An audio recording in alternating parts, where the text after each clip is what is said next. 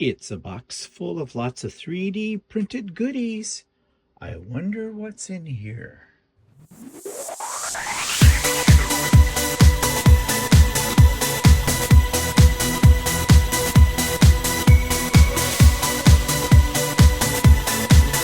Hello everybody, it's Stephen here for Bland Designs and the Idiot Quilter, and welcome to my weekly vlog for Monday, February the 17th, 2025, vlog number 396, and happy Family Day to all of us Canadians. We have today off, and happy President's Day to the Americans who are celebrating that. So, long weekend. Every weekend's a long weekend for me when you're retired. Yeah, they just run together. But anyways, let's talk about what I have been working at. I've been somewhat productive, but not that productive. And so I have finally finished the redo on my own pattern called Cornered Stars. If you remember, I made a few mistakes in the first version of this. So this one is right this time. The pattern is all finished, and this is the top. Now, of course, I have to get it on Lucy and get it quilted and bound, and then it will be done, and I'm hoping to get to that very soon. I did change the color scheme, mainly because I ran out of the fabric for the stars. Used it up on the first version, but you want to know something? I like this color scheme a little better than I did on the first one. So maybe it was meant to be that I make that mistake. But anyways, this is there. This pattern will become a free pattern and it will be available for you, but not until after my spring retreat. And if you want to know more about that kind of thing, then tune into The Idiot Quilter tomorrow. Okay, and I think that's all I have to show you. Yep, that's all I have to show you. That's what I said. But that took a while to do. It really did. Okay, so moving on. YouTube channel of the week. Okay. I don't want to get political, but how can I not? Okay, it's just the situation we have here. Trump's crazy, and he's trying to take over Canadians. Now, I know many of you have opinions about that, and if you want, you can have your opinion, and that's fine. Don't express them in comments, because I'm going to ignore them. Because I'm just shocked. Completely shocked that he could ever think that he can take over our country. I'm a proud Canadian, and you know that. And I make no apologies for any time politics about this situation going on pops up in any of my videos. After all, if you don't like what I have to say about it, that's fine. You're entitled to your opinion as I'm entitled to mine. And, well, you've heard me say this before. This is my sandbox. So it's my rules. Okay, enough about that, but I found this very interesting video, and I really hope my American subscribers will pay heed to this and watch this video, because it kind of summarizes very quickly how we're feeling as Canadians right now. And this is about travel in the United States right now. It's called Safety Trump Rhetoric Behind Canadian Families' Canceled Trip to the U.S. And this particular video works on many levels, but here's my review of the clip. This week's YouTube video is one about the whole situation between Canada and the United States when it comes to traveling. And I found this one really interesting, and it really sums up how we feel as Canadians. So I put this up here for really our American friends on the channel, because I don't think you get what's really happening between our two countries and how it's going to affect you as much as it affects us as Canadians. And this one has to do with traveling to the US. And last week, I talked about our trips to the United States at one point and how we felt about them. Well, here is how many Canadians are feeling right now about going to the warmer parts of North America, as Canadians will often do in the wintertime, and how that's going to change. And this particular video, I think, really sums it up quite well with an interview that's being done with CBC News and with a young person who was planning to take his family down south this winter, and why he has canceled that trip. So if you really want to understand how the current political situation is affecting the travel industry between our two countries, then you're going to want to check out this particular video clip entitled Safety, Trump Rhetoric Behind Canadian Families' Canceled Trip to the U.S. So as I said, I hope that especially Americans, but it wouldn't hurt the Canadians either, if you've not seen this clip, to go to it. It'll only take about 3 or 4 minutes of your time, but it will give you a sense of how we as Canadians are feeling right now. Okay, moving right on to my resources list. You will find of course, a link for that video in the show notes. You will also find a link for Sewing with Stephanie and Stephen. Always happens on Wednesdays, 9 a.m. start time. Come and go as you please, whenever. And that's 9 a.m. Eastern time. So the link for that, it's a private Zoom, is in the show notes. And there are other various links for my friends' channels, for things from this video, and from my last week's videos as well, if you didn't see those and you're interested. Okay, that moves me right over to what's happening outside. Well, what's the popular topic of discussion for the last 3 days across North America? Snow. Well, here's what it's looking like right now this morning outside my front door. Yes, you can see we've had a fair amount of snow. Now, other parts of Canada are laughing at this because they get a lot more than we do. We're on the lake. We're on Lake Ontario. We get affected by the lake. But you go 10 miles north of us and they probably have double the amount of snow right now. And if you're in the snow belt areas of southern Ontario, they've got even more, like in Ottawa, in Kingston, places like that. So yeah, they're laughing at us, saying you don't know snow. And they're probably right. But I also know a lot of the Americans down in the southern part of the United States don't know snow either, for good reasons, although they've been getting some, and some bad weather as well, a lot of rain and things like that. So yeah, it's weather. But I thought you'd like to see what it looks like right now this morning. And what are the current conditions? Right now it's minus 15 degrees C. So that's about 2 degrees Fahrenheit. And so it's frosty out there. And I'm just looking here on my weather app to see if we're expecting any more snow. Yes, 35% chance of more snow today, but not until the afternoon around 2 p.m. And, well, it says at 2 p.m. there's a 20% chance of snow. So I'm not sure where the 35% comes in, because it doesn't show anything else. After about 2 p.m., it just shows at 3 it's going to be windy. So I guess the vast amounts of the snow is over with until next week, until Tuesday next week, and they're saying 45% chance then. Well, you know, it's winter, isn't it? So it's to be expected. But I thought you'd like to see what we have, the accumulation. So I took this picture yesterday while it was snowing. You can't really see in this picture that it was snowing, but it was, and that's what it's looking like out there. Not so much different.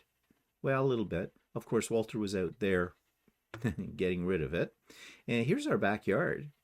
And, you know, we have the forest in behind us. And, yeah, to a certain degree, it's kind of pretty. But, yeah, it's snow. And here was yesterday, or Walter went out to start shoveling, and it was snowing at that point. It snowed all day yesterday.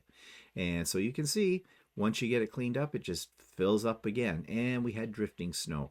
And right now in the room I'm in, my sewing room, when I look out my window, it has snow halfway up the window. Now, I am in a raised bungalow, so my basement is raised. It's not really underground. So the windows, you know, are full-size windows. But yeah, that gives you an idea of how much snow we've had. And it's enough. I think we all feel that it's been enough for us this winter.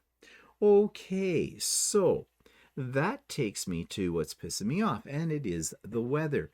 But it's not the weather from the standpoint of view as, oh my God, more snow. Oh my God, it's cold. Oh my God, it's winter in Canada. As Canadians, we're used to this, but that doesn't stop us from bitching about it. And I'm so tired of this. It's not the snow I'm tired of. I'm tired of the conversations about snow and about weather in general. every time we do a so day, most popular topic to start the day off is the weather. What the temperature is wherever somebody lives, how much snow, how much rain, how much everything else they've had in the last week. My God, the weather is weird. Is it global warming effect? What's going on? Why are we down in a warmer part in the southern United States getting snow? We're not equipped for it. You know, like it's just constant bitching about the weather. And I got thinking about this. Yeah, humans like to talk about the weather, don't we? We do. It's a biggie. If there's nothing else to talk about the weather. But I think right now it's a reverse of that. We have an awful lot to talk about, and we're afraid to talk about it. And you know what it is. I'm even talking about it in terms. It's the political climate right now. It's not the weather climate, it's the political climate. The tensions in North America, between Canada, the United States, and Mexico as well. And, we know there's a crazy guy in office, and he's got crazy people around him. But we are frustrated because and when I say we, I mean North Americans, we don't know what to do. We don't know how to handle this. We have not had a situation like this before, that at least in our recent history, that we can remember. It's scary. It's especially scary if you are a Canadian. We have never had our sovereignty threatened before by one man. It is scary for Americans as well because they don't know what's going to happen from one day to the next. We're frustrated with rising costs. In the United States, eggs. I saw several videos on YouTube talking about the price of eggs. $17.99 for a dozen eggs if you can get your hands on them. Now that's because of the bird flu that's going on. Thank goodness we don't have that kind of thing. Well, we could have the kind of thing in Canada, but we're not suffering from it right now. So yeah, our heart goes out to the Americans about that. But food prices in general, if we start talking about how much it costs to be alive, it frustrates us, it gets us depressed. So we don't want to talk about that. If we talk about the political situation, we feel helpless, we feel out of control. We don't want to talk about that because we'll feel depressed. So what's left to talk about? The weather. And we take a lot of our frustration out on the weather. But the one thing that's different about the weather than the other situations is we totally have no control over the weather. Now, you might say to yourself, well, yeah, we totally don't have any control over what's happening with the political climate.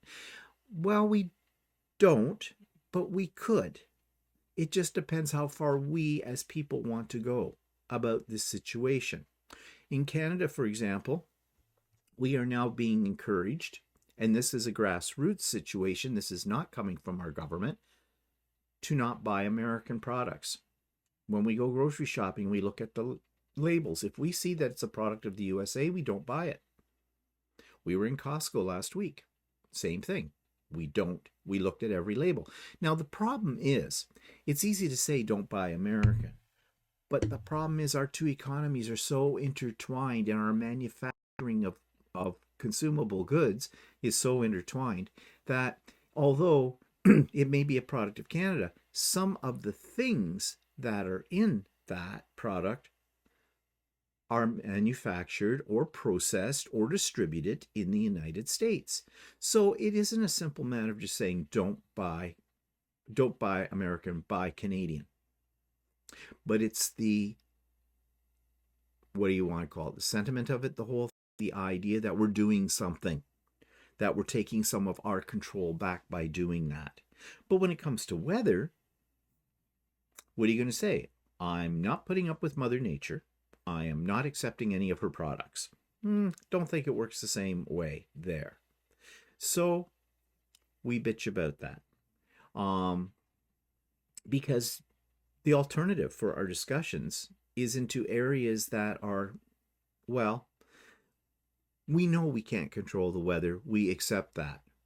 We don't like the fact that we are having a hard time controlling our political climate, or the price of our food, or our housing, or how we are helping out the less fortunate in our societies. It's really bad. We need a diversion. Weather gives us diversion. What's it like where you live? Well, it's been this and that and everything. Oh, it's cold here, but we had some nice snow. It looks pretty. And that's where the discussion goes because it's a safe discussion. All other discussions right now are not so safe. You don't know who you're going to offend. Um, and quite frankly, when you talk about the political situation inside yourself, you become very easily discouraged from it and once again, depressed. So the weather is the weather. The thing that's different too is that with the weather, we know it changes. And there's always, in the case of snow, there's always spring and summer. It'll be gone, I guarantee you. All of this snow and this really, really, really cold weather will be gone by July. Yeah. And if we have snow in July, then we know for sure we've screwed up the environment.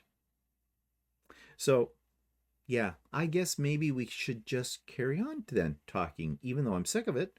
Maybe we should just carry on talking about the weather because at least we know the sun will come out tomorrow. You can bet your bottom dollar that the sun. But okay, I'm not breaking into a musical number right now. All right, so yeah, let it snow. Okay, so let's take a look at what's happening with my grow lights. I know I show you this every week. You're probably bored with it, but you know, again, it's a diversion. Okay, that's dead lettuce. Well, we just cultivated a whole bunch of lettuce out of this. We're getting ready to, uproot the rest of this crap that's here and replant in that. And here, though, things are doing very nicely. This crop of lettuce is coming along. And of course, the basil is too. I think Walter trimmed out some of the basil the other day because some of it was getting a little ratty. What do you do with basil? Like we put it in salads. We try to cook with it, everything like that. I did make pesto, but you know how much of that can eat, especially on Walter's new diet. The no carbs kind of a thing. There goes pasta, and that's usually what you put pesto on. Although I have seen people put it on their steak. That's not a bad idea. You can put it on a sandwich. I maybe should go upstairs and take out that pesto I made last summer that we froze and let it unfreeze. Maybe we could put some of it on salads, in place of something like mayonnaise or mustard or something like that. That might be an idea. I should look up on the internet clever things to do with pesto and see what they come up with. But anyways, oh, you're looking at me. You didn't see the pictures. Sorry. I have been having a lot of technical difficulties lately, and I don't know if it's me or the computer. I think it's me. Yesterday, if you saw Stephen and Walter live, it was a complete shit show at the very beginning. I never did figure out what the problem was. I just reset the computer after we were done and everything was fine again. But this is what I was trying to show you about the dead lettuce when I was talking about that. I need an automatic switcher. I need an assistant. Yeah, I've said that for a long time. I need an assistant. But anyways, yeah, that's the dead lettuce, and then this is the better stuff that I was just talking about. Now, here's though our pride and joy are our pepper crop. And you can see we've got some good sized peppers coming here, and we have different colored peppers. These are actually yellow peppers. I thought maybe that was like they weren't ripe yet and they would turn green. But no, Walter said that the seed packet that he used to start these was mixed bunch. And I think we have some really dark, almost like black color way back. You just see them peeking up here on the corner. We have not harvested any of these yet. We're waiting for them to get a little bit bigger. I want some of them to stay on the vine or on the bush, whatever it is, for a while, because I think they will start to turn to red peppers. From what I've read, that's what happens. I mean, some of you who are more into this kind of stuff might know better than me, probably do know better than me, and can tell me if that's true. But I think in the summer, I know that the green peppers, when they were out, we left some of them on the bush. They turned to red peppers too. So very, very happy with this. I think Walter wants to get some more going. In my mind, Not sure if it's in Walter's mind because, I make suggestions, but sometimes, well, they're just, that's that. It's just suggestions. They get ignored. Um, I would like to have this all year round, a perpetual crop. Yes, we'll put stuff out on the deck in the container garden in the summer again, but I would like to get into the routine where we always have peppers at least. Because you priced peppers lately, not as much as eggs, but they're still not cheap, and that price is never coming down. I'm sorry, people, but if you think that once food prices are at the level they are now, that they're going to come down again to, whatever pre 3 years ago prices or something like that, it's not going to happen. The grocers aren't going to do that. No, they're making too much money on all this kind of thing. So, anyways, I'm really happy about these. It makes me happy, and we need to be happy. Okay. Where am I? Here I am. Okay. So that's how things are growing. Okay. New products. Well, I have bought some stuff, but I have nothing to show you. I bought some more filament, bamboo filament. Now, that does not mean it's made from bamboo. Okay. Bamboo filament is the name of the company that I bought my new printer from, Bamboo Labs.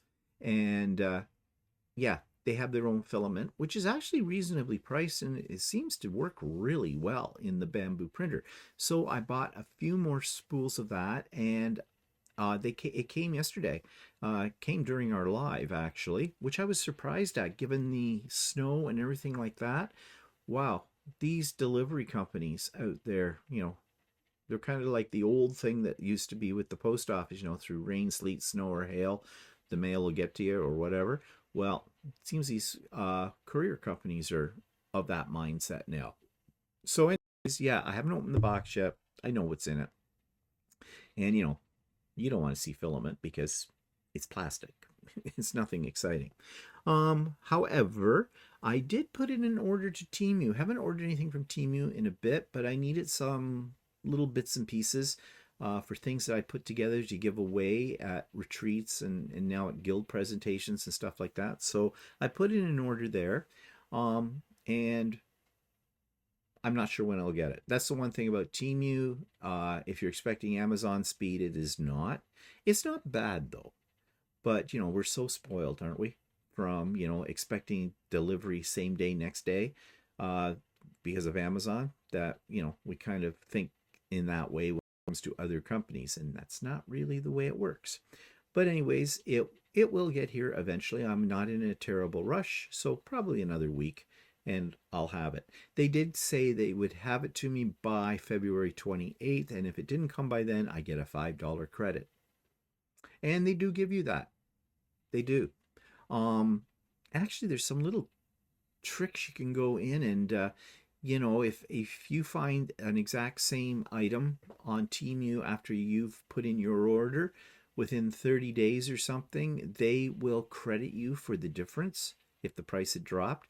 And I've had that happen a couple of times, and I did get the credit and I was able to use it. The same with the $5 thing. So say what you will about Temu, but I have to say, for the most part, I have not had any problems with Temu, and the stuff that I've ordered from them is exactly what I expected.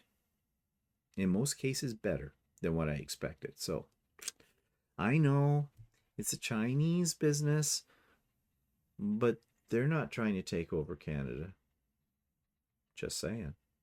Okay, so now can I print that effing thing? Well, yeah, I've been playing again. I want to get out of making trinkets. But anyways, I saw this and thought I had to have it. It's a toilet paper roll holder, for your spare roll of toilet paper. I just thought it was hilarious. So it sits on the shelf with his little legs dangling over with an extra roll of TP on it. He's called TP Buddy. Yeah, figures, right? So that was just for fun. And he's completely articulated, and he came out all just exactly as you see him right now, minus the toilet paper roll, of course. I don't print toilet paper for obvious reasons. Okay, here is a wide selection of things that I've been printing. Stocking up my little gifties and stuff like that. So you see some little baby dragons and the koi fish, this one. This was kind of cool.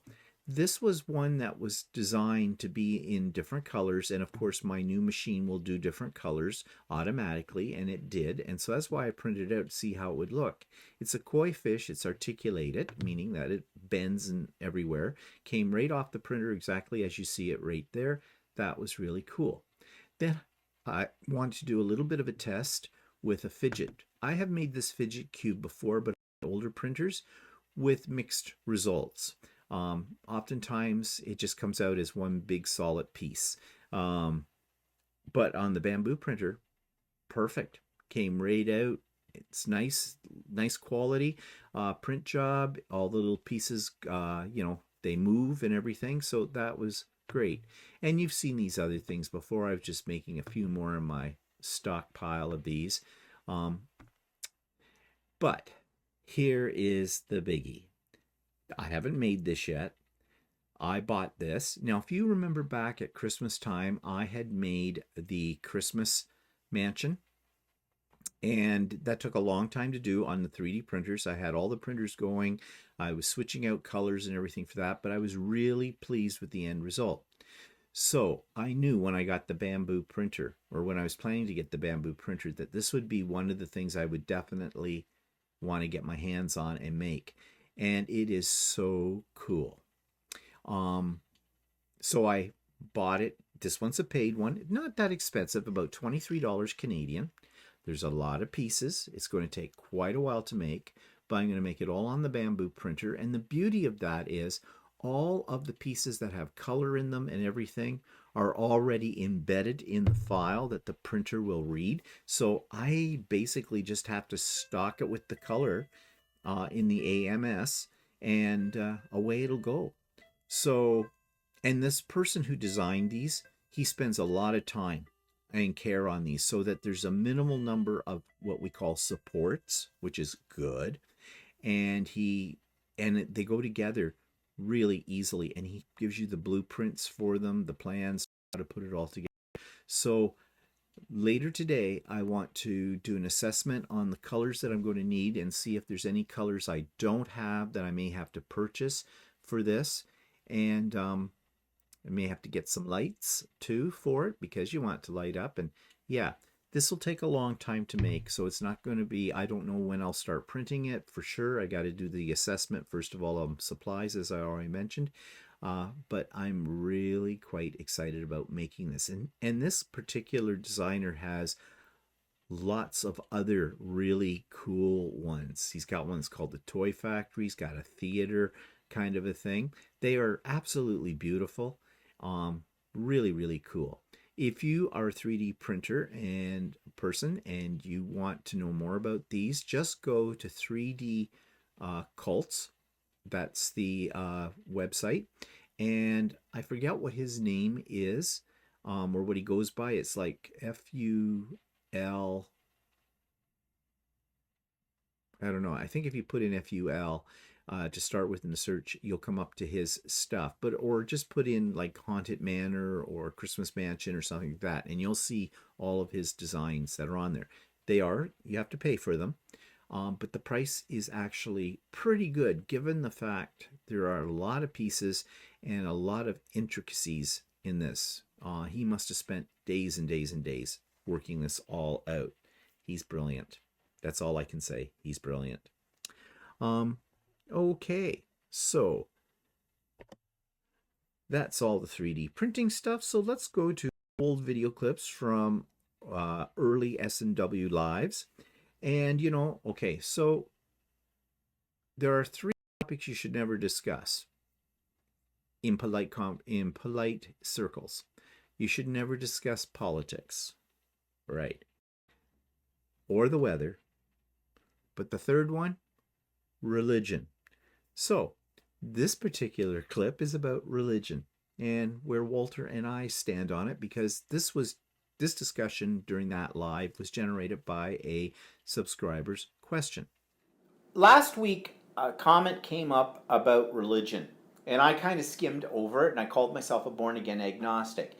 And we were talking about that in context with being gay and all that kind of stuff. And I thought I should explain what I meant by that. First of all, I was not always an agnostic. And if you don't know what an agnostic is, it's basically somebody, a very simplified version of it, is somebody who believes there is a supreme force in the universe, in like a supreme power that governs things, but does not believe necessarily in organized religion like Christianity, Judaism, Muslim, anything like that. I used to be a Presbyterian. Presbyterian is Christian. It's Protestant. And it's actually the Church of Scotland is where it comes from. It's Scottish roots, although haven't got a Scots background. And I was in the church since the day I was born. Actually, I started in the United Church, which is also Protestant, and then my parents moved over to Presbyterian. They're almost the same thing. Not a big deal. I sang in the choir for years and years. When it came time for us to get married, and there were some other issues going on in my church, I wanted to talk to the minister about some things I didn't agree with in the church that were going on.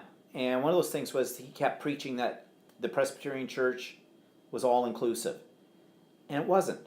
The Presbyterian church hadn't made up its mind about same-sex marriages yet. They were sitting on the fence. And when he was saying that our particular congregation was inclusive, I challenged him on that because I had seen evidence contrary to that. So when we went to speak to him about this, Walter and I went together, and he had met Walter before, but Walter never really went to the church because I was always agnostic. Always agnostic. He never had any practicing religion. So we went to see this guy, this minister, and he thought we were there to ask him to marry us. And he said, well, I can't marry you because of the... I says, we're not here to ask you to marry us. We know you can't do it, and that's fine.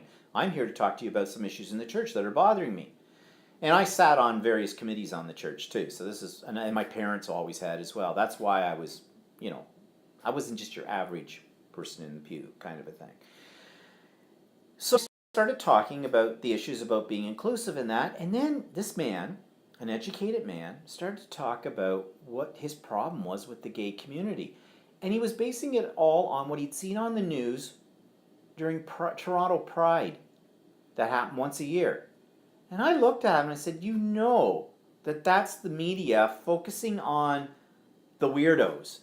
What I meant by that is they're showing you the ones that have hardly any clothes on, the ones that are all dressed in leather and cracking a whip, the drag queens, the lesbians on motorcycles, all of that. That is there for show, and yes, those people do exist in our world, but most gay people are just people. Well, he argued with me on that, and I couldn't believe this. And the bottom line of this is after this meeting, I said, he wanted me to go and talk to the elders of the church for their questions, and I did. Picture this, me up against 30 old men and women who were the pillars of our congregation.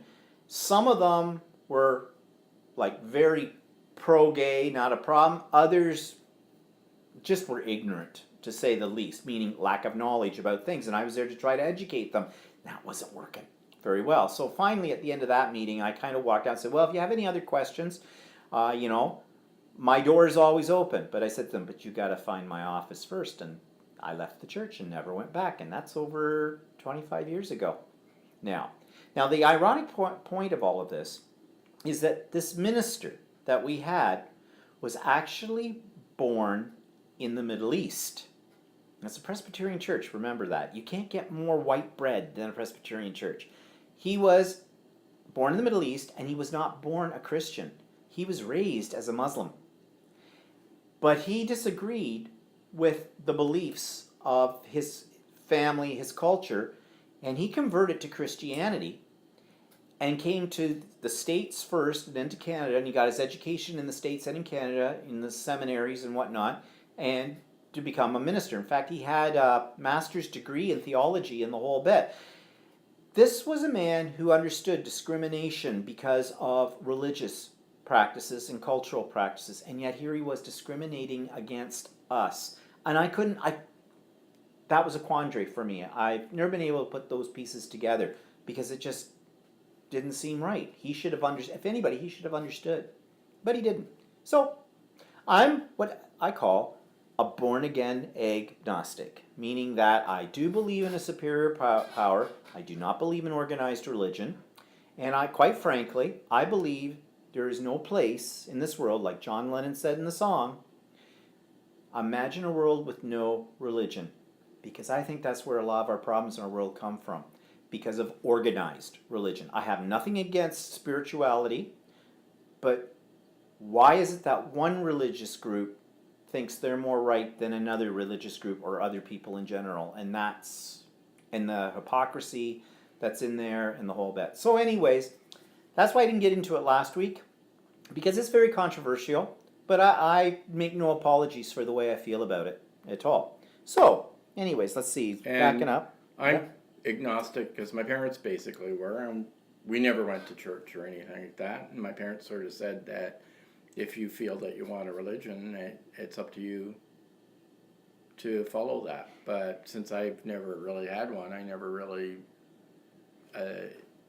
did, and I don't really have a great deal of beliefs other than that the supreme power sort of thing, but that's about it.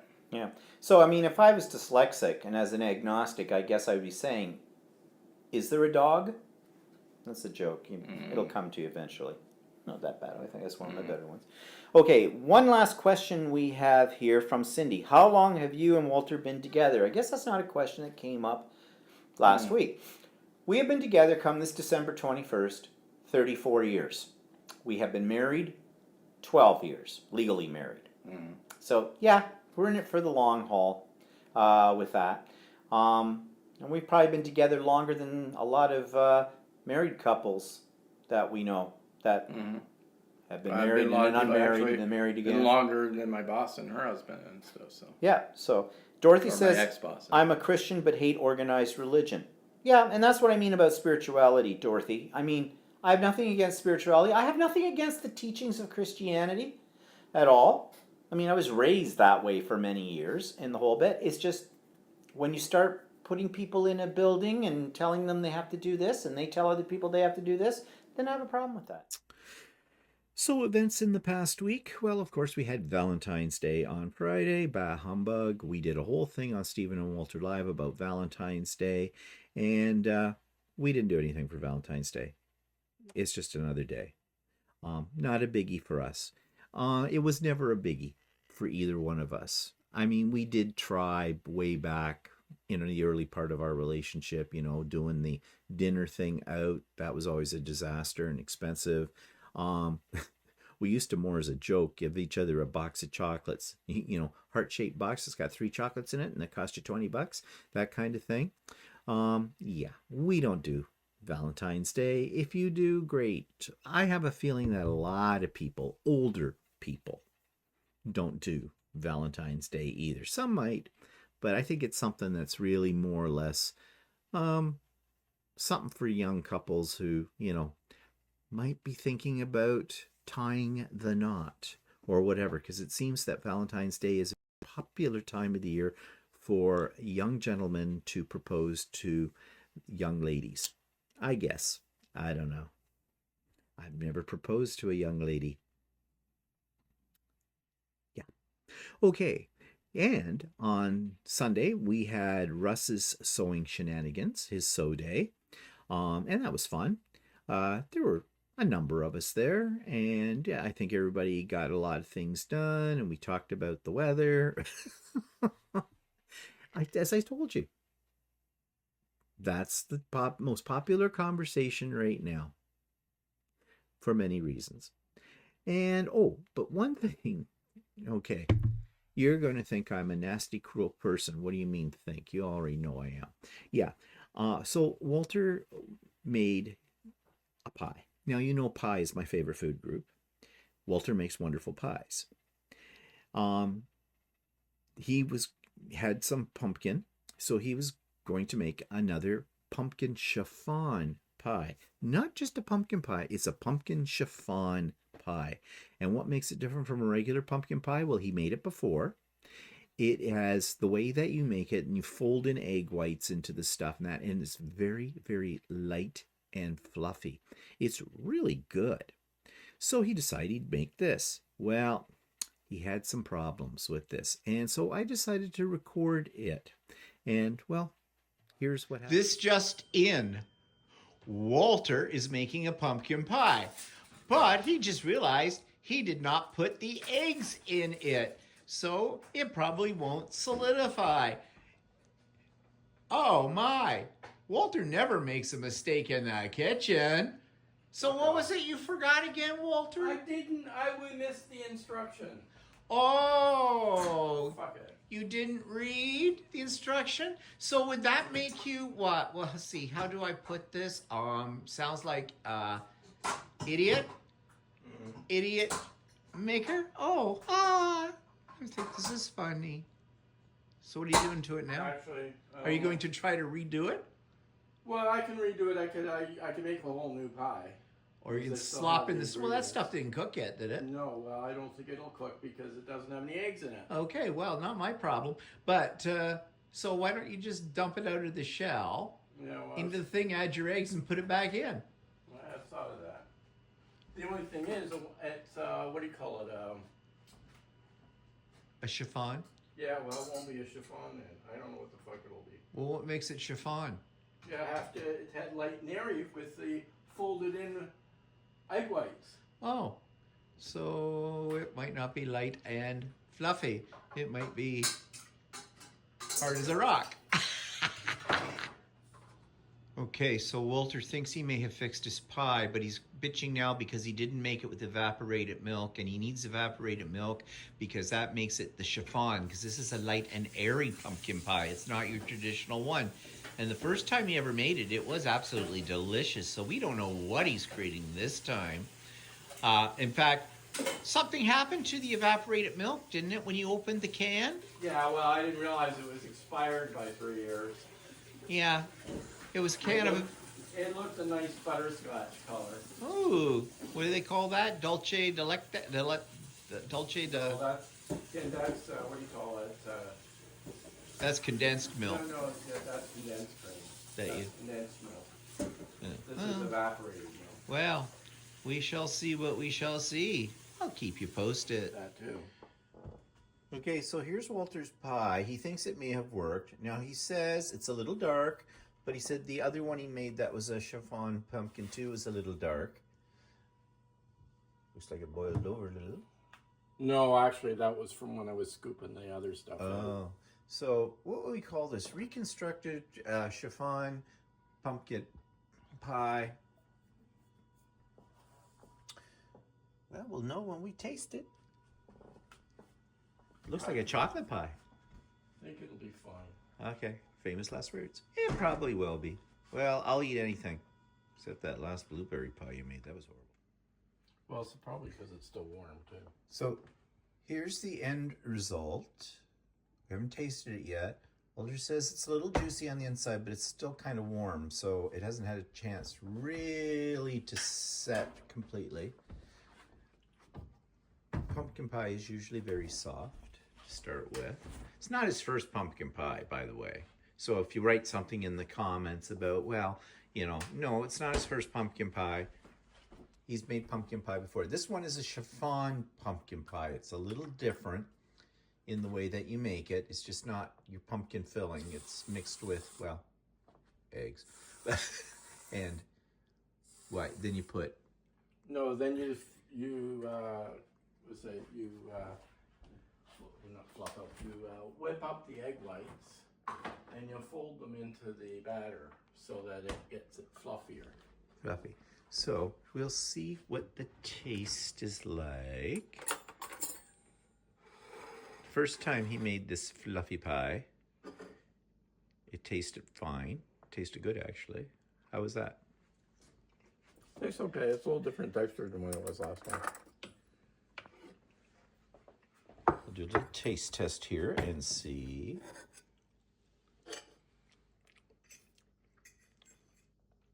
tastes okay. It does need, it's still warm. So, it actually tastes fine. Tastes okay. So, it's not a disaster. So we've been eating it, and it's delicious in spite of everything that went wrong, in that. But yeah, it was good. It looks a little funny. It looks a little dark on the top. But Walter said, but the last one did that too. And I said, well, maybe, at a certain point when it's cooking, maybe you just need to loosely throw some, tinfoil over the top of it. Maybe that'll stop it. I don't know. But it doesn't change the taste of it. It's fine. It just looks more like I think I said in the video, chocolate pie. But it's not chocolate pie. Chocolate pie. I love chocolate pie. Okay, so what's coming up? Well, besides sewing with Stephanie and Steven on Wednesday as usual, not a heck of a lot this week. I have a hair appointment. That's exciting. And that's about all that's coming up. Nothing else really this week. So I hope you have a good week. Don't let the weather get you. Try not to let anything get you, but I know that's very difficult these days. So anyways, yeah, stay warm if you're in a cold climate. Stay cool if you're in a hot climate. Have a good week. We'll see you later. Bye for now.